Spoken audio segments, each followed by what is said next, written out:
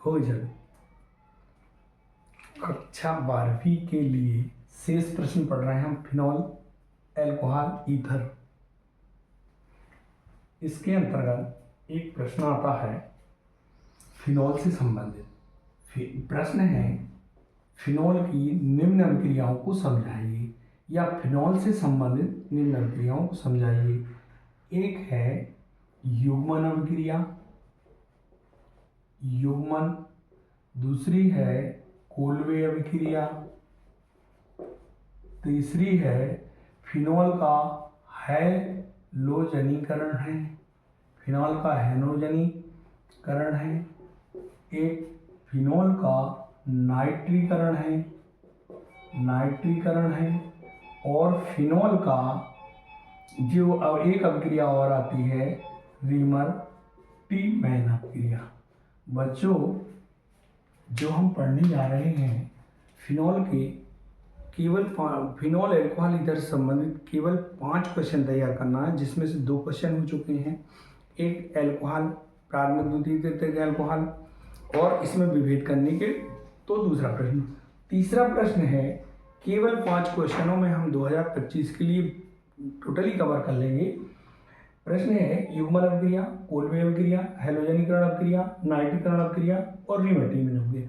इन 5 अभिक्रियाओं को एक एक लाइन में हम शॉर्ट में समझेंगे और वैसा ही लिखेंगे, क्योंकि ये सारी अभिक्रियाएं फिनॉल से संबंधित हैं। फिनॉल की अभिक्रियाओं के अंतर्गत युग्मन अभिक्रिया को देखिए। जो युग्मन अभिक्रिया है, पहली अभिक्रिया युग्मन। युग्मन अभिक्रिया क्या होती है बच्चों? युग्मन अभिक्रिया में जब किसी benzene diazonium chloride, benzene diazonium chloride को फिनॉल के साथ ये फिनॉल ले लिया, ये बेंजीन डाइएजोनियम क्लोराइड है, फिनॉल के साथ क्षार की उपस्थिति में अभिकृत करते हैं, क्षार की उपस्थिति में अभिकृत करते हैं, तो यहाँ से बच्चों HCl निकल जाता है। बाकी का पूरा हम वैसा का वैसा लिख देंगे। क्या लिखेंगे? इसको जो हमने बेंजीन डाइएजोनियम क्लोराइड बनाया है उसका हिस्सा लिख देंगे, और इसके बाद डायरेक्ट हम इसमें फिनॉल जोड़ देंगे। तो इसका नाम है para hydroxy azobenzene, para hydroxy azobenzene, para hydroxy azobenzene बनता है। केवल इस अभिक्रिया को युग्मन अभिक्रिया कहते हैं। अगली अभिक्रिया है कोल्वे अभिक्रिया।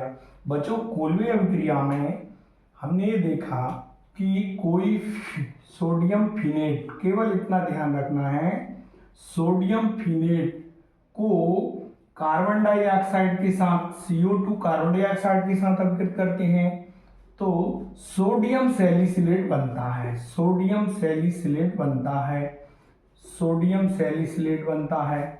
इस सोडियम सैलिसिलेट को यदि हम जलावृत करते हैं या क्षार के साथ अभिकृत करते हैं तो जलावृतन करने पर यह सैलिसिलिक अम्ल बनाता है, सैलिसिलिक अम्ल बनाता है, या अल्फा हाइड्रॉक्सी बेंजोइक अम्ल बनाता है, सैलिसिलिक अम्ल, सैलिसिलिक अम्ल बनाता है।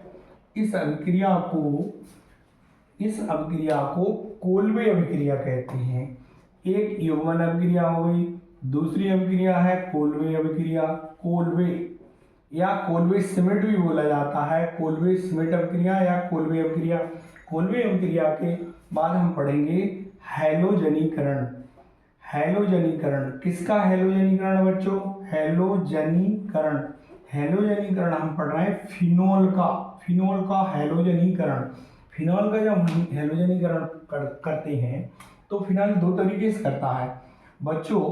ये फिनॉल जब किसी हैलोजन जैसे ब्रोमीन हो, क्लोरीन हो, ब्रोमीन के साथ जब किसी दुर्बल अम्ल जैसे क्लोरोफार्म की उपस्थिति में जो ब्रोमीन के साथ क्रिया करता है तो मोनोब्रोमो या मोनोक्लोरो बनता है।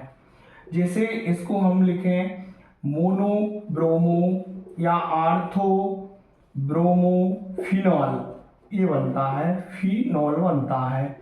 और यदि यही क्रिया हम किसी ब्रोमीन जल के साथ करें, ब्रोमीन जल के साथ करें, ब्रोमीन जल के साथ अभिक्रिया होती है तो यह अभिक्रिया में ब्रोमीन दूसरे, चौथे और छठवें स्थान पर ऐड हो जाता है। इसका नाम होता है 2,4,6 ट्राई ब्रोमोफिनॉल ये बनता है। तो यह अभिक्रिया क्या कहलाती है? यह बच्चों हैलोजनीकरण अभिक्रिया कहते। हैलोजनीकरण अभिक्रिया दो तरीके से हो सकती है। यदि क्लोरोफॉर्म की उपस्थिति में ब्रोमीन से क्रिया करें तो केवल मोनोब्रोमोफिनॉल बनता है, आर्थो पैरा बनता है। यदि हैलोजनीकरण की अभिक्रिया ब्रोमीन जल के साथ करते हैं, ब्रोमीन जल के साथ करते हैं तो यह तीनों स्थान आर्थो पैरा और इस स्थान पर ऐड हो जाता है और 2,4,6 ट्राइब्रोमोफिनॉल बनता है। अब हमने पढ़ा युग्मन अभिक्रिया, कोल्वे अभिक्रिया, हैलोजनीकरण अभिक्रिया, नाइट्रीकरण अभिक्रिया को देखिए। नाइट्रीकरण जो अभिक्रिया होती है, नाइट्रीकरण अभिक्रिया में नाइट्रिक अम्ल के साथ अभिक्रिया होती है किसकी? फिनॉल की। फिनॉल को यदि हम नाइट्रिक अम्ल के साथ अभिकृत करते हैं, HNO3 के साथ अभिकृत करते हैं, यदि ये अभिक्रिया तनु नाइट्रिक अम्ल के साथ होती है तो तनु नाइट्रिक अम्ल के साथ दो प्रोडक्ट बनते हैं। एक बनता है बच्चों आर्थो और एक बनता है पैरा। तो OH यहाँ से एक H2O का अणु निकल जाता है और नाइट्रो एक तो पैरा स्थान पर जुड़ जाता है बच्चों, है ना, एक आर्थो स्थान पर और एक पैरा स्थान पर जुड़ जाता है। इसका नाम क्या है? इसका नाम है जे आर्थो है, जे पैरा, और इसका नाम हो जाएगा नाइट्रोफिनॉल। आर्थो पैरा नाइट्रोफिनॉल बनता है कब? जब नाइट्रिक अम्ल की तनु के साथ क्रिया होती। और यदि हम इस फिनॉल की क्रिया नाइट्रिक अम्ल के साथ सांद्र की स्थिति में करते हैं, सांद्र की स्थिति में करते हैं तो यह फिनॉल अभिकृत होकर नाइट्रो के तीनों समूहों पर ऐड हो जाता है और क्या बनता है? ये बनता है 2,4,6 ट्राई नाइट्रोफिनॉल बनता है। बच्चों इसे क्या पिक्रिक अम्ल भी कहते हैं? क्या बोलते हैं? पिक्रिक अम्ल भी बोलते हैं। इस प्रकार से हमने जब नाइट्रीकरण पढ़ा तो नाइट्रीकरण में तनु नाइट्रिक अम्ल के साथ आर्थो और पैरा समावयवी बनता है। यह आर्थो स्थान पर और पैरा स्थान पर बनता है। और यदि हम सांद्र नाइट्रिक अम्ल के साथ फिनॉल को अभिकृत करते हैं तो पिक्रिक अम्ल बनता है। बच्चों जानते हो एक अभिक्रिया कंपेयर स्टडी करने के लिए एक अभिक्रिया इसी के साथ में पढ़ लीजिए, वो है रीमर-टीमैन अभिक्रिया। जानते हो जो 5वें नंबर की अभिक्रिया है वो है रीमर-टीमैन अभिक्रिया किसे कहते हैं? तो रीमर-टीमैन अभिक्रिया भी फिनॉल की है। ये क्या है कि जब हम फिनॉल को ये फिनॉल लिया, इसको क्लोरोफॉर्म के साथ CH-Cl3 के साथ और किसी भी कास्टिक सोडा सोडियम हाइड्राइड के साथ अभिकृत करते हैं तो यह क्या करता है? आर्थो और पैरा या ये भी बनता है आर्थो पैरा हाइड्रॉक्सी बेंजल्डिहाइड बनता है। हाइड्रॉक्सी ये पैरा हो गया, ये आर्थो हो गया, है ना। और क्या निकल जाता है? 3NaCl और 2H2O निकल जाता है। अब बच्चों हम कंपेयर करें रीमर-टीमैन अभिक्रिया, युग्मन अभिक्रिया, कोल्वे अभिक्रिया, हैलोजनीकरण अभिक्रिया, ये सारी की सारी अभिक्रियाएं फिनॉल की हैं। ये प्रश्न सामान्यतः हमने नाम से जब सीखा ना तो हमने सीखा रीमर-टीमैन अभिक्रिया, युग्मन अभिक्रिया, कोल्वे अभिक्रिया, हैलोजनीकरण, लेकिन ये पिछले सालों में कई तरीके से पूछी जाती है। जैसे फिनॉल को निम्न में बदलिए, फिनॉल को इसमें बदलिए आर्थो पैरा हाइड्रॉक्सी बेंजल्डिहाइड। इसका नाम है बच्चों ortho para hydroxy benzaldehyde, benzaldehyde. तो जी क्या बना है, आर्थो पैरा हाइड्रॉक्सी बेंजल्डिहाइड किसमें बना है, रीमर्टिवाइन अवग्रिया। ये तरीका है कि फिनॉल को आर्थो पैरा हाइड्रॉक्सी बेंजल्डिहाइड में बदलिए, फिनॉल को पैरा हाइड्रॉक्सी एजोबेंजीन में बदलिए, फिनॉल को सैलिसिलिक अम्ल में बदलिए, फिनॉल को मोनोब्रोमो फिनॉल या 2,4,6 टाइब्रोमो फिनॉल में बदलिए। कई बार एक प्रश्न पूछा जाता है फिनॉल को पिक्रिक अम्ल में बदलो। कुछ नहीं करना, फिनॉल की नाइट्रिक अम्ल के साथ, फिनॉल की नाइट्रिक अम्ल के साथ सांद्र नाइट्रिक अम्ल के साथ अपग्रेड करने पर पिक्रिक अम्ल बनता है, जिसे 2,4,6 ट्राइनाइट्रोफिनॉल भी कहते हैं। एक बच्चों एक प्रश्न तो आता है इसको इसमें बदलिए। कभी कभी आता है कि फिनॉल की क्लोरोफॉर्म की उपस्थिति से ब्रोंज की क्या क्रिया होती है, फिनॉल की नाइट्रिक अम्ल के साथ क्या क्रिया होती है। एक तरीका ये है, एक तरीका नाम से रीमर्टिवाइन, युग्मन, कोल्वे, हैलोजनीकरण, नाइट्रीकरण बहुत इंपॉर्टेंट अभिक्रियाएं हैं जो पिछले वर्षों में पूछी गई हैं। इस यूनिट से संबंधित मीन्स फिनॉल, अल्कोहल और ईथर से संबंधित केवल 2 क्वेश्चन और आते हैं। यानी कि अब हमने पिछली वीडियो में, पिछले टॉपिक में जो भी पढ़ा था केवल 2 क्वेश्चन, एक क्वेश्चन ये हो गया, ये 5 अभिक्रियाएं। एक क्वेश्चन इंपॉर्टेंट आता है, क्या आता है बच्चों, वो है कारण वाले प्रश्न। तो कारण वाले प्रश्न केवल 2 कारण वाले प्रश्नों को देखो।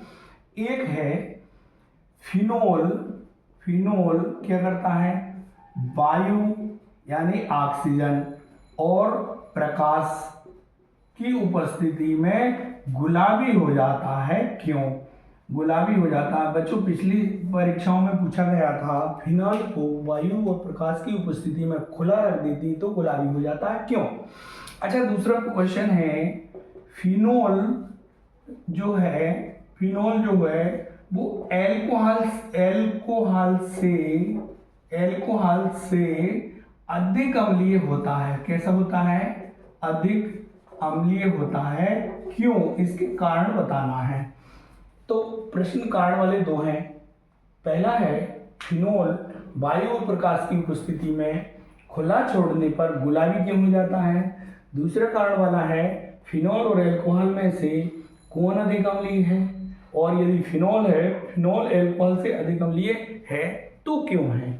इसका उत्तर है क्या है कि फिनॉल का ऑक्सीकरण होता है। हमने लिया फिनॉल, तो ये फिनॉल ऑक्सीजन के साथ क्रिया करके ऑक्सीजन के साथ प्रकाश की उपस्थिति में यह क्रिया करता है और एजोबेंजीन बनाता है। ये कौन सा बनाता है, सबसे क्रिया करके ये क्यूनोन बनाता है। फिनॉल वायु से क्रिया करके, अच्छा यहाँ क्या होता है, एक H यहाँ होगा, एक JH और एक इसका O, -H2O निकल जाता है, बचता कितना है, ये क्यूनोन बनता है। क्या बनता है बच्चों, क्यूनोन बनता है। यह क्यूनोन आगे फिनॉल के 2 अणुओं से क्रिया कर लेता है। ये फिनॉल के कितने अणु, 2 अणु से क्रिया कर लेता है। तो ये जो क्यूनोन है, ये क्यूनोन इस तरह से होता है, जे क्यूनोन है, हो गया बच्चों जे। ये क्यूनोन आगे क्या करता है, ये फिनॉल के 2 अणुओं को जोड़ लेता है हाइड्रोजन बंध से जुड़ जाता है। इस प्रकार से ये जुड़ जाता है। अच्छा, इधर जो है फिनॉल के 2 अणु इस तरह से इसमें हाइड्रोजन बंध के द्वारा जुड़ जाता है। हाइड्रोजन बंध के कारण जुड़ने के कारण है ये फिनॉल हाइड्रोजन बंध के कारण, यहाँ कौन सा बंध होता है, हाइड्रोजन बंध। हाइड्रोजन बंध के कारण यह बन जाता है फिनोक्यूनोन बनने के कारण इसका रंग कैसा होता है, गुलाबी। यही कारण है कि अब देखो बच्चों, एक क्वेश्चन आएगा, फिनोल वायु और प्रकाश की उपस्थिति में गुलाबी क्यों हो जाता है। उसका उत्तर है फिनोल वायु से ऑक्सीजन से क्रिया करता है, प्रकाश की उपस्थिति में तो क्यूनोन बन जाता है। यह क्यूनोन के दो अणु से जुड़कर फिनो क्यूनोन बनने के कारण गुलाबी हो जाता है। दूसरा है फिनोल अल्कोहल की तुलना में अधिक अम्लीय होती है, क्यों। तो बच्चों इसका उत्तर है फिनोल जो होता है, दोनों का सबसे इंपॉर्टेंट तो ये है कि अम्ल किसे कहते हैं। जितने भी अम्ल होते हैं ना, वो हाइड्रोजन देते हैं, वो सरलता से देते हैं, वो ज़्यादा अम्लीय होते हैं। हम यदि अध्ययन करें किसका, एल्कोहल का, कंपेयर करेंगे दोनों में, एल्कोहल जो होता है वो हाइड्रोजन देकर एल्कोक्साइड आयन बनाता है, एल्कोक्साइड, और क्या करता है, प्लस हाइड्रोजन को निकाल देता है, तो ये अभिक्रिया उत्क्रमणीय होती है। तो इसका नाम है एल्कोक्साइड आयन, एल्कोक्साइड आयन बनाता है। किसकी बात कर रहे हैं हम, एल्कोहल की। दूसरी बात और कर लेते हैं फिनोल की। फिनोल जो होता है उसमें भी OH समूह होता है। ये फिनोल अभी जब इसको घुलनशील किया जाता है, आयनित किया जाता है, आयनिक अवस्था में ये फिनोक्साइड आयन बनाता है। क्या बनाता है, फिनोक्साइड आयन बनाता है और हाइड्रोजन आयन निकालता है। अब दोनों में कंपेयर यदि किया जाए तो एल्कोहल हाइड्रोजन आयन देकर एल्कोक्साइड आयन बनाता है, फिनोल हाइड्रोजन आयन देके फिनोक्साइड आयन बनाता है। यह कम स्थायी होता है और इसके हाइड्रोजन आयन निकालने की क्षमता कम होती है, जबकि फिनोल हाइड्रोजन आयन सरलता से निकाल देता है। और क्या करता है, इसके अलावा ये 5 अनुनादीय संरचनाओं का संकर होता है। ये जो आयन है, कौन सा, फिनोक्साइड आयन, अनुनाद के कारण स्थायित्व ग्रहण कर लेता है, अनुनाद के कारण स्थायित्व ग्रहण कर लेता है, जिससे क्या होता है, जिससे यह अधिक अम्लीय गुण प्रदर्शित करने लगता है। ये अधिक अम्लीय गुण प्रदर्शित करने के कारण यहाँ पर ये स्थिति आ जाती है कि इसकी अनुनादी संरचना ज़्यादा स्थायित्व ग्रहण कर लेती है। यही कारण है कि फिनोक्साइड आयन अनुनाद के कारण, किसके कारण, अनुनाद के कारण, और क्या होता है, मेसोमेरिक प्रभाव के कारण यह ज़्यादा स्थायी हो जाता है। एल्कोक्साइड आयन कम स्थायी होता है, फिनोक्साइड आयन ज़्यादा स्थायी होता है। इसके अलावा मेसोमेरिक प्रभाव अनुनाद के कारण यह है ज़्यादा स्थायित्व ग्रहण कर लेता है। यही कारण है कि चूंकि इसके हाइड्रोजन आयन देने की क्षमता के ऊपर निर्भर करता है, ये अत्यंत दुर्बल अम्लीय होते हैं। वैसे तो कौन, एल्कोहल कैसे अम्लीय होते हैं, दुर्बल अम्लीय होते हैं, जबकि फिनोल फिनोक्साइड आयन बनाने और अनुनाद और मेसोमेरिक प्रभाव के कारण ये अधिक अम्लीय होती हैं। बच्चों ये हमने पढ़ा फिनोल वायु में प्रकाश में खुला छोड़ने पर गुलाबी क्यों होता है, और हमने पढ़ा कौन अधिक अम्लीय होता है। अम्लीय होने का कारण एल्कोक्साइड और फिनोक्साइड आयन है, जो ज़्यादा स्थायित्व ग्रहण करता है, ये सरलता से हाइड्रोजन आयन देता है फिनोक्साइड आयन, इसलिए ये ज़्यादा अम्लीय होता है। एक लास्ट क्वेश्चन और बचता है जो हम पढ़ेंगे किस, ईथर के बारे में। ईथर में हमने ये देखा है कि ईथर एक बनाने की विधि की एक ईथर बनाने की विलियम संश्लेषण विधि, और ईथर की केवल 2 अभिक्रियाएं, उनमें उनके अंतर्गत आता है ईथर बनाने की विलियम संश्लेषण विधि। बच्चों इसका नाम तो बहुत बड़ा है, लेकिन अभिक्रिया उतनी नहीं है कठिन जितना इसके नाम से प्रतीत होता है। विलियम संश्लेषण विधि से ईथर कैसे बनाएंगे और बनाना, और इसकी कौन कौन सी अभिक्रियाएं हैं। एक तो हैलोजनीकरण जलीकरण, एक है निर्जलीकरण, निर्जलीकरण, एक है हैलोजनीकरण, निर्जलीकरण और दहन। ये अभिक्रियाएं पिछले सालों में पूछी गई हैं कि ईथर, अब हम क्या पढ़ रहे हैं, ईथर से संबंधित एक क्वेश्चन पढ़ रहे हैं कि ईथर बनाने की विधि, हम संश्लेषण विधि, ईथर की हैलोजनीकरण, निर्जलीकरण और दहन अभिक्रिया को समझाइए। तो बच्चों हम सबसे पहले विलियम संश्लेषण की विधि पढ़ते हैं। ये जब ईथर बनाते हैं तो सोडियम एल्काक्साइड, अभी हमने पढ़ा था, इसका नाम है सोडियम एल्काक्साइड, एल्काक्साइड। सोडियम एल्काक्साइड को जब एल्कल हैलाइड के साथ अभिकृत करते हैं, इन दोनों की अभिक्रिया सोडियम एल्काक्साइड और एल्कल हैलाइड, तो क्या बनता है, ROR बनता है और NaX निकल जाता है। बच्चों जानते हो ये सोडियम एल्काक्साइड कहाँ मिला, ये मिला हम जब किसी एल्कोहल की सोडियम के साथ क्रिया करते हैं तो हमको ये मिल जाता है ना, और क्या निकल जाता है, हाइड्रोजन का अणु निकल जाता है। तो एल्कोहल की सोडियम के साथ क्रिया करने पर सोडियम एल्काक्साइड बनता है। इसको जब हम एल्कल हैलाइड के साथ अभिकृत करते हैं तो क्या बनता है, ईथर। इसे बोलते हैं ईथर बनाने की विलियम संश्लेषण विधि। अब बच्चों तीन अभिक्रियाएं ओनली, हैलोजनीकरण, निर्जलीकरण और दहन, उनको ध्यान से देखो। तो ईथर का जो हैलोजनीकरण है, हैलोजनीकरण, हैलोजनीकरण क्या होता है, हैलोजनीकरण का मतलब है हैलोजन से क्रिया, किसकी क्रिया, हैलोजन की। अब हम देखें, जैसे मान लो उदाहरण के लिए हमने ले लिया डाईएथिल ईथर। डाईएथिल ईथर को जब हैलोजन के साथ अभिकृत करेंगे तो बच्चों इसको हम ऐसा लिख सकते हैं CH2O CH2 CH3, ये लिख सकते हैं, क्योंकि C2H5 को इस तरह लिखा जाता है। जब हैलोजन इससे जुड़ता है इस वाले हिस्से में तो अल्फा स्थान पर जुड़ता, अल्फा स्थान पर यहाँ पर एक हैलोजन जुड़ जाएगा, तो इसको हम CHCl लिख सकते हैं, बाकी का ये रहेगा। तो इसका नाम होता है अल्फा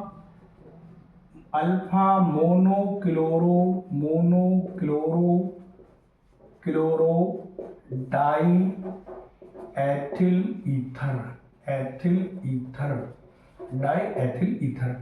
यदि ये क्रिया means CH3 CHCl O CH2 CH3 means alpha monochloro di लिया, इसकी फिर से हैलोजन से क्रिया की तो ये क्या बन जाएगा, डाई बन जाएगा। डाई मीन्स CHCl2, ठीक है, और OCH2 CH3, इसका नाम है alpha alpha die chloro die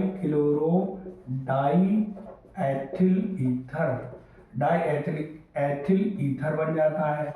तो बच्चों ये कई बार पूछा गया है कि ईथर का हैलोजन कण बताइए, जे ईथर, इसकी हैलोजन से क्रिया, तो हैलोजन का जो ऐड होता है अल्फा कार्बन पर होता है, जे अल्फा कार्बन है, इस पर हैलोजन जुड़ गया, इसलिए एक हैलोजन जुड़ा, और क्या निकला होगा, और निकला है HCl।